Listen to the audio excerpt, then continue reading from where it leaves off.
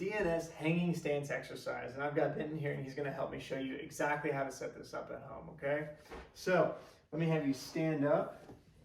So we've got a nice resistance band attached to either a bench or a bar stool, something like that, and you want your lead foot to be pointing slightly outwards, and then you want your knee to actually go over your second toe.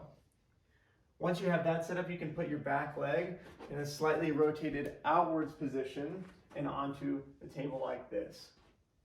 Then you want to bend this knee, hinge forward at your hips, and then place this hand onto the table. Once you've gotten there, rotate this knee outwards, and now shift your weight forwards, take your hand out of your pocket, and then you can shift your weight all onto this foot. So we want about 80 to 90% of our weight on this leg.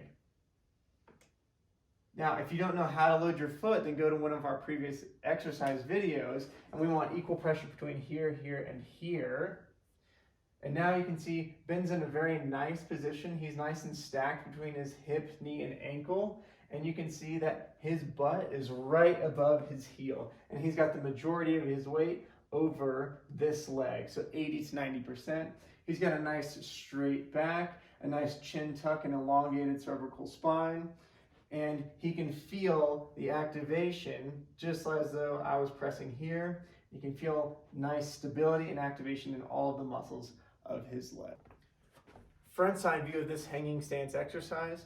Now remember, what we want to have is a nice stacked formation between the hip, knee, and ankle with equal loading between the base of the big toe, base of the little toe, and the heel. So you'll know you're doing this incorrectly if you see this start to come up off of the ground.